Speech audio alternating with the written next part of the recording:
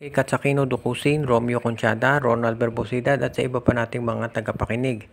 At ngayon ang balita, ito nga bang si Coach Tim Cone ay masyadong nadismaya na dito kay Bon Pesumal at ito ay ite-trade na niya. Kung nanood kayo doon sa huling game ng Barangay Ginebra, si Pesumal literally ang nagpatalo pagkatapos niya itapon yung bola o nagkaroon siya ng turnover noong huling laban nila kung saan yung inbound play, nakakita nyo naman yung sa laban sa NLEX, naagaw tuloy ng NLEX yung bola at ang nangyari, well, alam na natin, nanalo NLEX at napilitang magharap sa quarterfinals itong Magnolia at Ginebra. Marami nga nagsasabi na itong Ginebra at Magnolia baka doon nagharap ka agad dahil baka yan ang gusto ng PBA para kumita.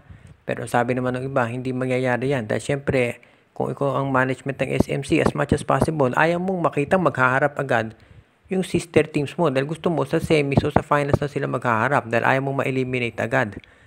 Kung ano man yan, marami nagsasabi, kung hindi man nangyari yung play na yung kay Pesumal, ay dapat na talaga itong i-trade.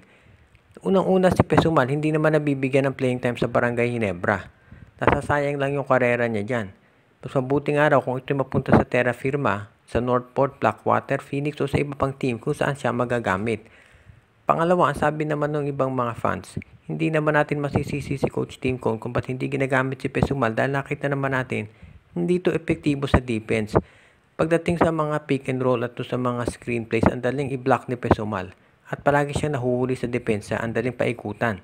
Manipis pa yung katawan kaya madali ring itulak sa depensa. So yan ang sinasabi ngayon ng iba kung ba't hindi natin masisisi si Coach Tim Cone kung ba't hindi ito nagagamit.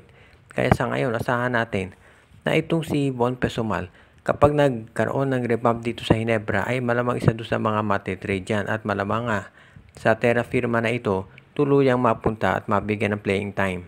Totoo nga ba ang balita na itong TNT Tropang Giga ay isa doon sa maraming teams na interesado makuha itong si Keith Datu mula sa Rain or Shine Elasto Painters? Kung kayo ay nanonood ng laro ng Rain or Shine, alam na ninyo kung bakit maraming teams, partikular na itong SMC at MVP Group, ang interesadong makuha itong si Keith Datu dahil napakahusay nito na maglaro. At yan ang dahilan kung ba't sa tingin ng karamihan ay ito ay kukunin nila. Alam din natin na itong TNT Tropang Giga, ang gusto nilang team ay yung mga big men na merong outside scoring at mukhang babagay daw dyan ito si Keith Datu, yun nga sabi ng karamihan. Kaya hindi pa natin alam kung ito'y tuluyang mangyayari, pero kung sakasakali nga na ganyan ang maging sitwasyon, masasabi natin na itong si Keith Datu ay magiging magandang addition dito sa TNT Tropang Giga. Kung sakasakali nga na makuha nila itong si Datu, pwede rin nating masabi na ito ay isa doon sa mga players na magagamit talaga ni Coach Chot Reyes. Pero syempre hindi magiging madali ang pagkuha dito kay Keith Datu dahil alam naman natin na hindi ito basta-basta pakakawalan nitong si Coach Yeng Giao ng Rain or Shine Elasto Painters. Siguro kung si Luis Villegas pa, malamang yan ang pakawalan nila dahil parang si Villegas masyadong injury prone. Injury prone din ito si Datu pero mas matindi ata ito si Villegas. Pero sa ngayon masasabi natin na itong si Coach Yeng Giao, kung ititrade ito si Keith Datu, malamang ay hilingin yan ay yung isa ring big man. Big man nga si Poy Eram pero ito ay kagagaling lamang sa isang injury at hindi pa nga 100% kaya hindi nakapaglalaro. So malamang kung magkaroon ng trade, ang hihilingin ni Coach Yeng Giao ay si Brandon Ganuelas Roser. Nasa tingin ko naman na hindi pa kakawalan ni Coach Chot Reyes.